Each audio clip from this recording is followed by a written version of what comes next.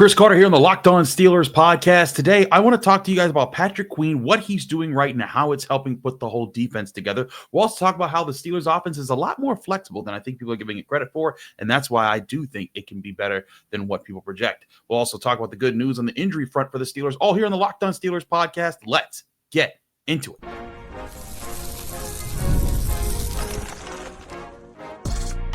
You are Locked On Steelers, your daily Pittsburgh Steelers podcast, part of the Locked On Podcast Network, your team every day.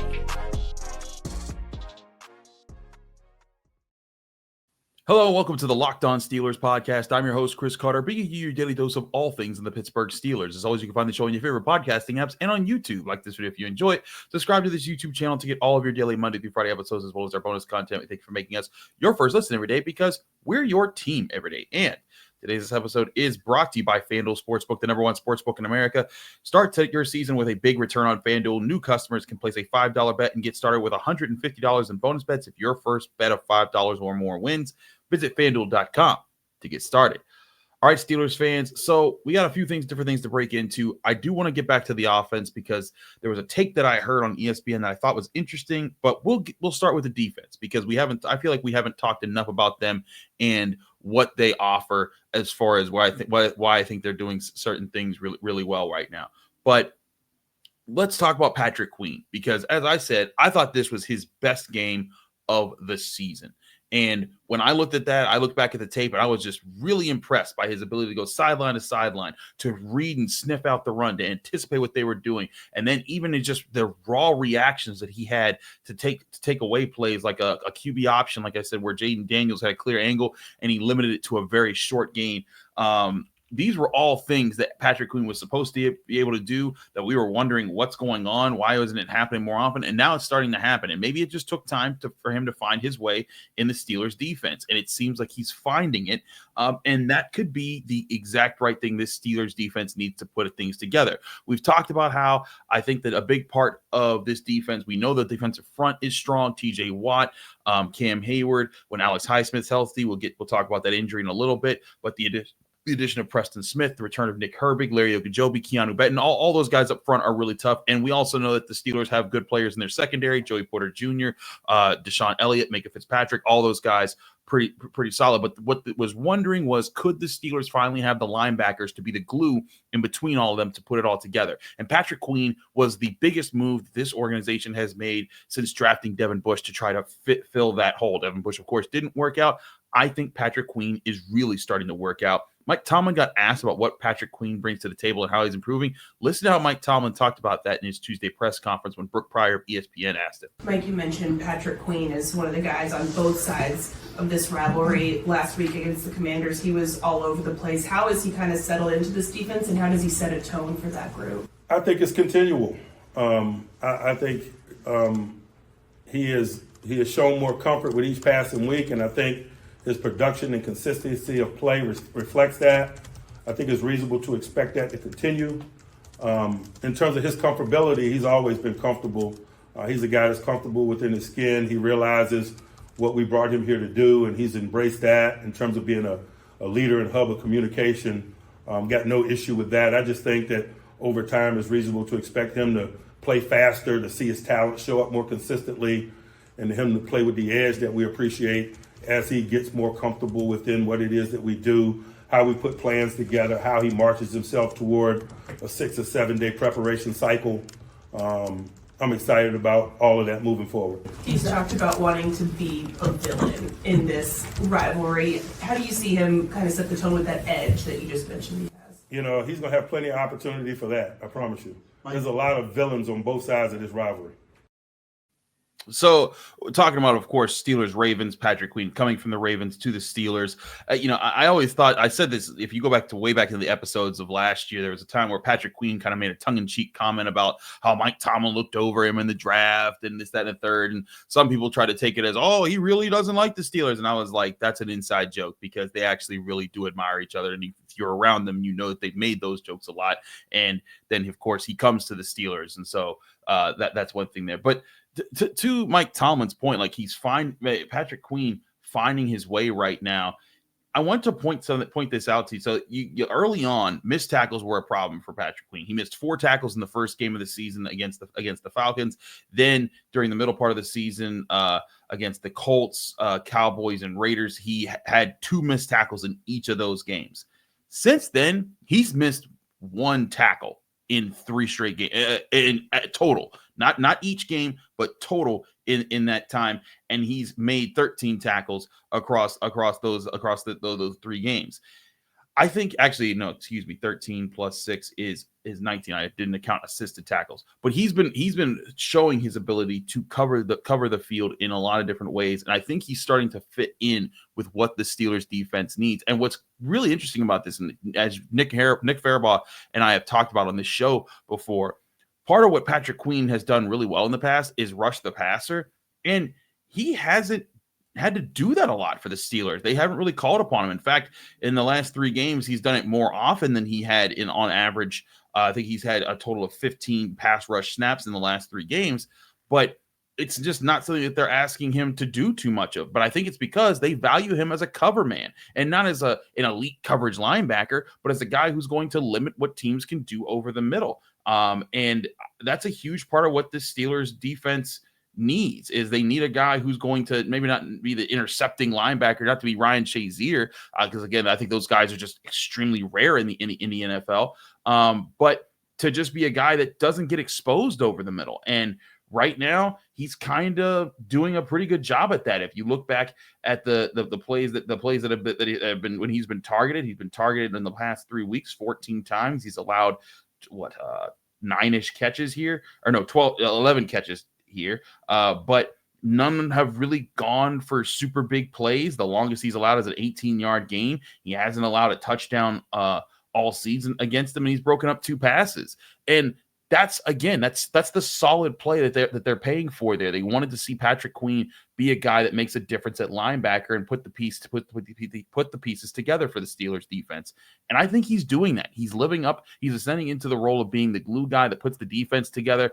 And as that glue becomes more sturdy and this team comes together more, I think you're going to start to see more and bigger plays from this defense. And that's saying a lot because they're the number 2 scoring defense in the NFL. And they also, again, when I bring that up and some people say, oh, well, they haven't played this, they've played some good teams. They just played a pretty good team in the Commanders, and they played them well. You look at how the Steelers have played in general this season, so some of the teams that they played are serious playoff contenders right now. You look at the Chargers, you look at the Falcons, you look at the Broncos, you look at the Commanders. Those are all teams that are right in their playoff pictures of their conferences. So I think that if there's still the people that are underestimating the Steelers, I get it. But this defense has played well, and Patrick Queen, I don't think had played in the first half of the season his best football. If his best football is coming in the second half of the season, really look out for what the Steelers can do, because then that's going to make their run defense better. It's going to make their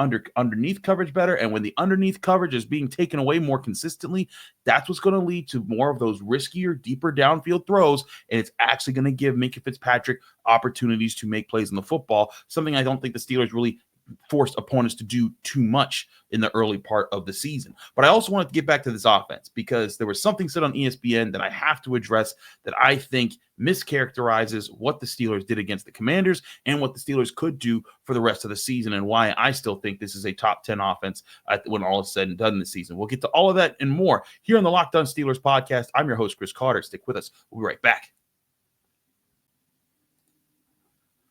But first, I want to remind you that this show is brought to you by FanDuel Sportsbook, the number 1 sportsbook in America. You've heard us talk about FanDuel all season long because they are America's number 1 sportsbook, where you can bet on all your favorite sports: NFL, NBA, NHL, college sports, and so much more. Well, we go back to the Steelers, and the line has moved this week in just a day's time. The Steelers open as 3.5-point home dogs.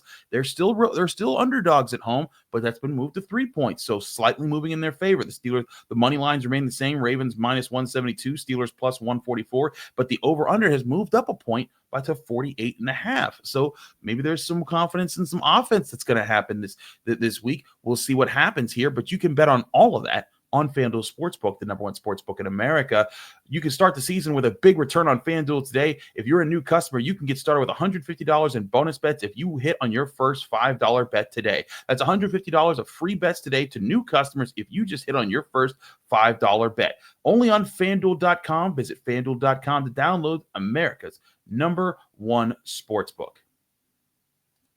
We're also brought to you by Prize Picks. Prize Picks is daily fantasy made easy. It's the daily fantasy sports platform that you need to take advantage of because it's just you against the numbers. You're not playing against thousands of other players like a lot of daily fantasy games. You're just picking more or less on the stat projections of 2 to 6 players. Prize Picks is the fun new daily fantasy platform that everyone needs to start playing right now. It's also the only real money daily fantasy platform with injury insurance, where if your lineup can stay in play even if one of your players gets injured. If your player leaves in the first half and doesn't return in the second half, Prize Picks keeps your lineup alive. And now on Prize Picks, you can win up to 100 times your money with as little as making 4 correct picks.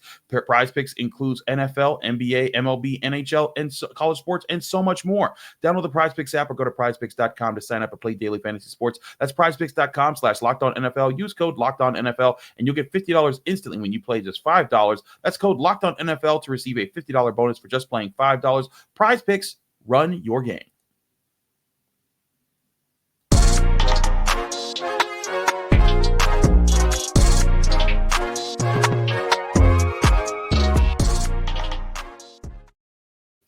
Back here on the Locked On Steelers podcast, I'm your host, Chris Carter. We continue our show here today.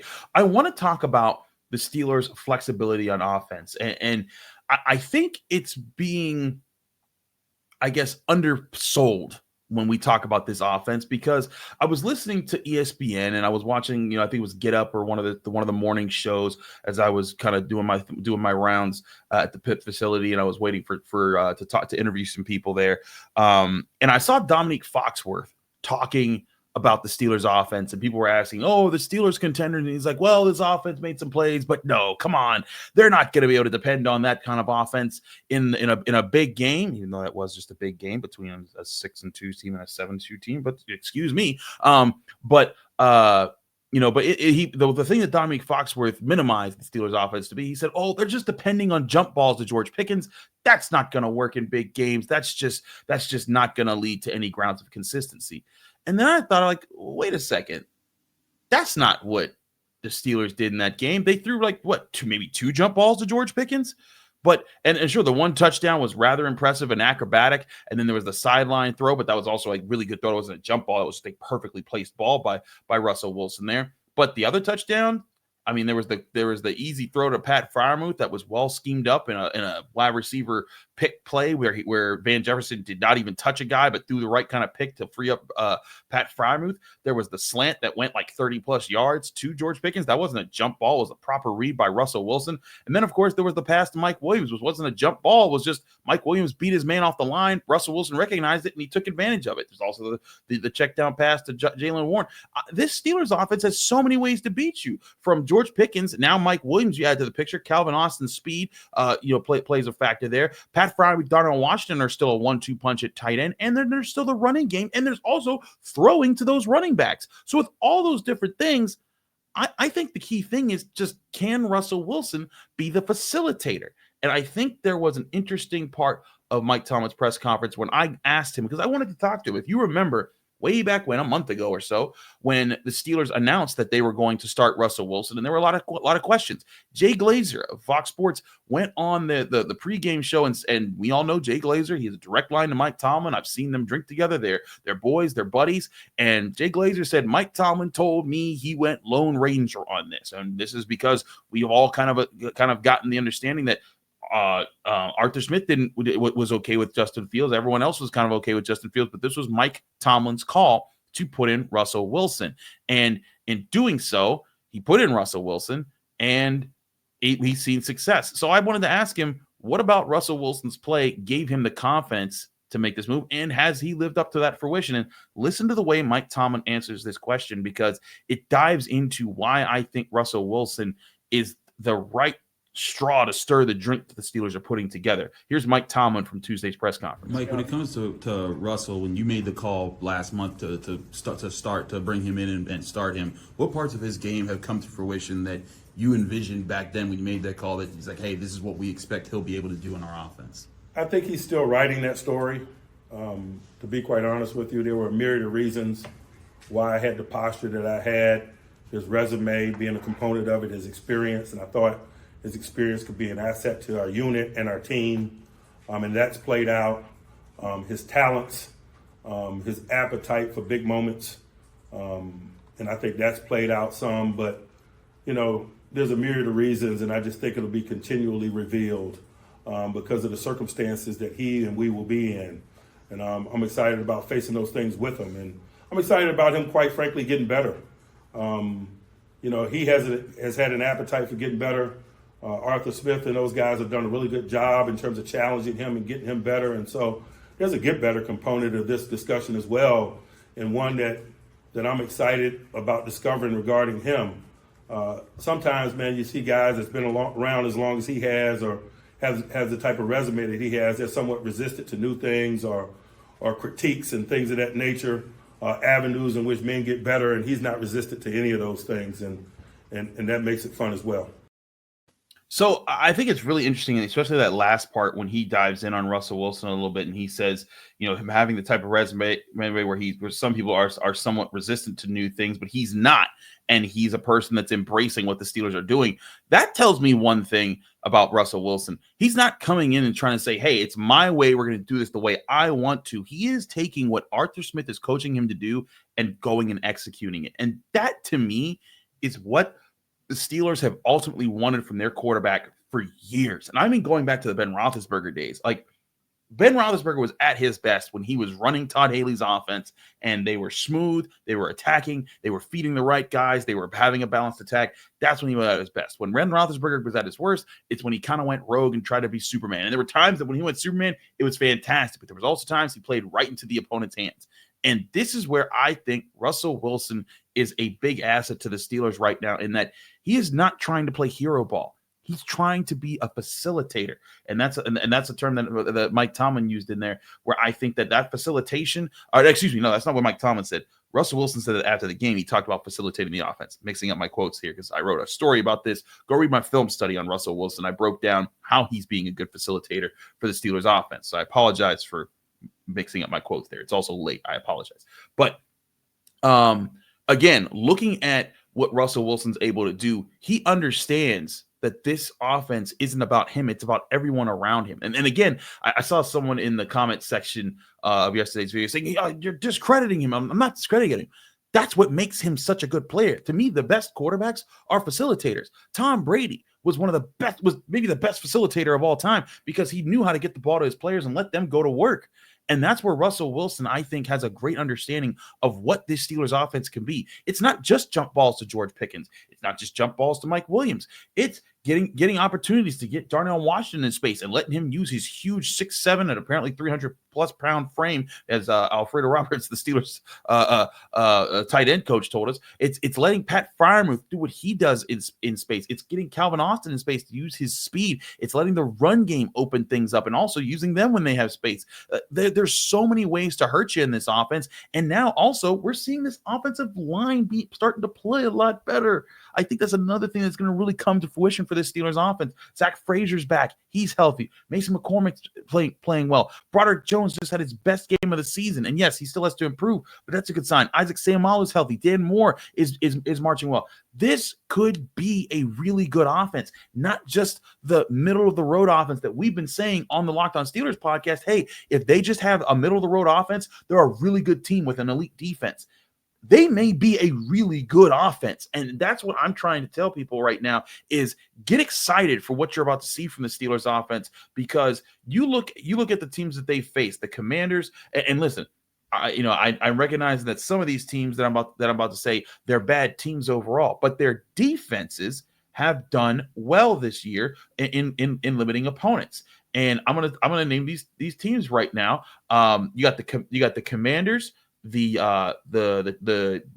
Chargers, who are the number one, but the Commanders, the Chargers, the Broncos, and the Jets, they're all top 12 defenses. The Giants themselves, again, not a good team, but they're in the upper half. So they've played, 4 top 12 defenses so far? And they've played, almost half of their schedule against upper half defenses in the NFL.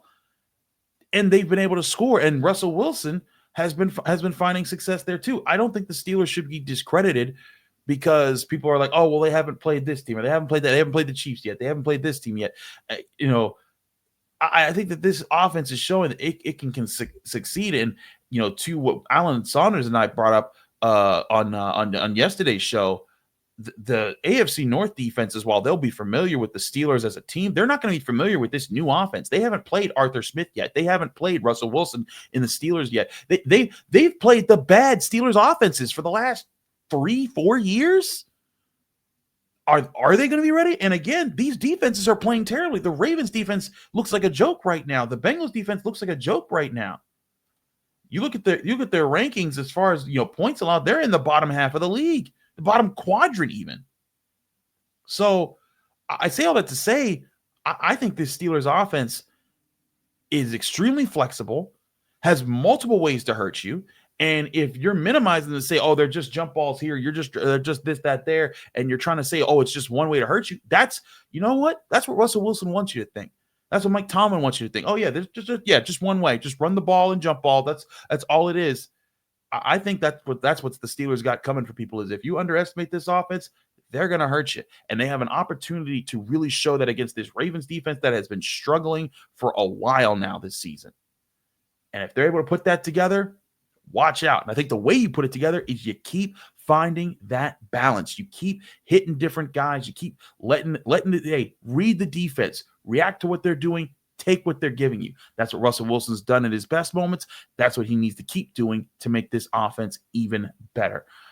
I think that's something that can happen. We'll talk more about how that can happen with some of the players they're getting back and maybe some good news overall about different injury fronts on both sides of the ball. We'll talk about that next here on the Locked On Steelers podcast. I'm your host, Chris Carter. Stick with us. We'll be right back. But first, I want to remind you about another sponsor of ours. That's Ultimate Football GM, Ultimate Pro Football GM, that is. It's the app you can download today right to your phone for free to play and be a football franchise general manager to lead it to glory. I've talked about this game on this show a lot. I've been playing this game. I've won like 13 Super Bowls and been building my dynasty. Yep, you can build your dynasty today. But now it also has a new head coach career mode. So on top of getting to build your dynasty by drafting players, signing free agents, hiring coaching staff, or even building your own stadiums, you can also have the fun of calling the plays for your offense and get all the X's and O's action that you want. If you've already installed the game, be sure to do an update so you can get all the new features. Ultimate Pro Football GM is completely free, has no ads, and it's 100% playable offline, play on the go as you want and whenever you want to. And here's a special offer for Locked On fans. Use promo code LOCKEDONNFL, all caps, inside the game store to receive a free boost to your franchise. Make sure to get it, as this perk will jumpstart your play and give you the advantage you'll want in creating a dynasty. To download the game, visit ultimate-gm.com or look it up in the app stores. That's ultimate-gm.com. Ultimate Football GM. Start your dynasty today.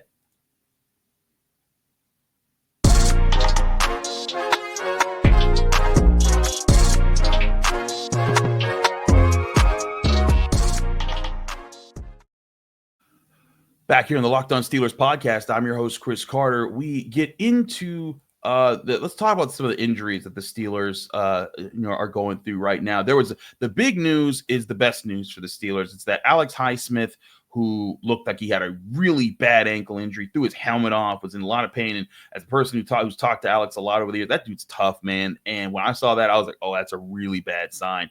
But as Mike DeFabo reported it, as Jerry Dulac reported, and then as Mike Tomlin basically indicated, it's not that bad of an injury. It's an ankle sprain. It's not even a high ankle sprain. He should be back within 2 to 3 weeks. So at most, he misses 2 games, maybe 3. But that's a great sign for the Steelers because it looked like they might be missing him for upwards of a month or more, which could delve into this AFC North schedule. So what you might be talking about is he might miss the first rendition of the AFC North games, Ravens at home, Browns on the road, and then Bengals on the road. And that's unfortunate. But you can most likely get him back for the second Browns game at home, the Eagles game, the second Ravens game, the Chiefs game, and the Bengals game to end the season, which is really, that's going to be the push the Steelers need to finish out. No matter what happens in these next 3 games, the Steelers have kind of carved out a space for them to have some space to mess up. You don't want them to mess up. I'm not saying that they should relax or do anything like that. But let's say the Steelers just have some bad luck and some bad juju comes their way, and they lose, 2 out of the next 3 games, and all of a sudden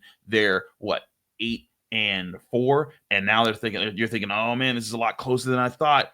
If you get back Alex Highsmith and you get back your team healthy in general, you get the Browns, you get the Eagles, the Ravens, the Chiefs, the Bengals.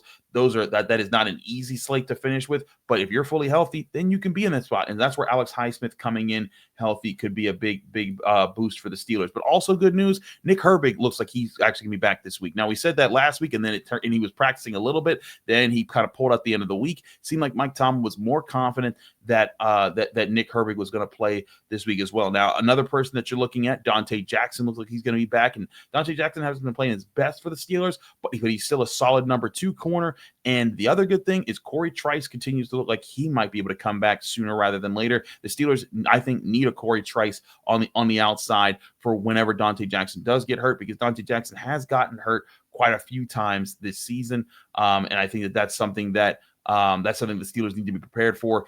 James Pierre filled in, had a nice breakup or nice coverage in the fourth quarter, but you don't want to have to live on James Pierre. You want to be able to bring out and see some of these guys. And I think Corey Trice has shown at times he has an interception already this year. I think he's shown that he could be a really good pairing long-term for Joey Porter Jr. if he can just stay healthy. That's what the Steelers need there. But between those guys coming back, I think you're seeing a really good situation for the Steelers, developing guys being on the same page. And of course, it's NFL's week to week with injuries. Things can happen. But if you get your full gamut of cornerbacks back, and you get your edge rushers to be settled in, and again, as Mike Tomlin said, it's kind of beneficial to them that they traded for Preston Smith, because now he's in where Alex Highsmith can be, and that's going to be huge for stuffing the run against the Ravens. And Preston Smith, that was, to me, when I looked at it, and we had Peter Bukowski from Locked On Packers last week explain what the impact of the trade and what Preston Smith could bring to the table. That's where Preston Smith can be at his baddest, is when he's out there defending the end, pushing people around, crushing tight ends, sealing the edge against the run. If he can be that guy, that can really help the Steelers' defense against the run, and that can help put things together.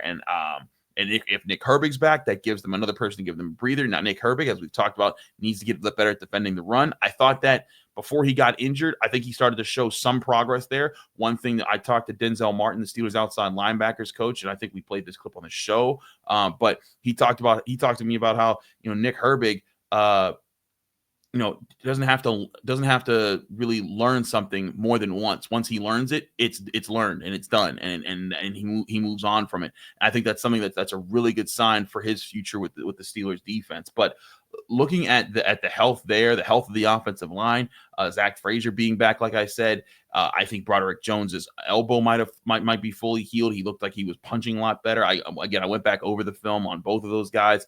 I think that this Steelers team is getting healthy at a really good point in time, and it's for a really important run right when the divisional play starts. And that could be a difference maker down the road, as well. As if this Steelers team can stay healthy, late. That could be something that Mike Tomlin leans on to give them fresh bodies, to give them a solid rotation, and to also create different challenges for teams. Because as Nick Farabaugh and I talked about before the bye week, I think the Steelers defense has held back a little bit in their complexity and the things that they could do, because I think they can do a lot more with it as far as how they blitz, how they disguise things. I think they were a little vanilla at times, and Mike Tomlin even alluded to as much last week when talking about TJ Watt, Alex Highsmith, and Nick Herbig not all being healthy at the same time. Now with Preston Smith, you have that opportunity. We talked about them needing to maybe throw more exotic blitzes in there against the Commanders. They didn't throw too many exotic blitzes, but they did enough on defense to slow that offense down so that the Steelers offense could be the one that won the day. And then in the fourth quarter, they did exactly what they needed to do and shut them out so that the Steelers offense could complete the comeback. So I think this team's getting healthy at the right time. Like I said, I think the Steelers defense, they're getting their glue piece and Patrick Queen starting to ascend at the right time. And if this offense can continue to strike the balance of hitting you in so many different places, it's going to make them a very tough team to predict. It's going to make them a very tough team to anticipate. And that could be the biggest factor that makes them extremely dangerous as they push their way down the stretch and try to win the AFC North and position themselves really in a really good place for the AFC playoffs. We'll keep you updated all week long on the Pittsburgh Steelers. Tomorrow's Crossover Thursday, where Kevin Ostreicher of Locked On Ravens will join me, and we'll talk about where these two teams are as they head into their big Sunday 1 p.m. matchup at Acrisure Stadium. I'm Chris Carter. Follow me on Twitter and Instagram at Carter Critiques. You can also follow me on TikTok. I'm also on Blue Sky now. There's all the social medias. There's just so many social medias. But you can follow me all at Carter Critiques. That's always my handle there. You can also find me here on the Locked On Steelers podcast every Monday through Friday, breaking down your Pittsburgh Steelers on your favorite podcasting apps and on YouTube. Like this video if you enjoy it. Subscribe to this YouTube channel to get all of those Monday through Friday episodes. You can also read my work at the Pittsburgh Post-Gazette. Check out my film study on Russell Wilson that released this morning. It got pushed back. I apologize. I said yesterday it would be out. It's out today if you're watching this in the morning. So do check that out at the Pittsburgh Post-Gazette. Again, I'm Chris Carter from the Locked On Steelers podcast. Tune back tomorrow for Crossover Thursday. We talked with Locked On Ravens host Kevin Ostreicher. We'll see you here on the Locked On Steelers podcast.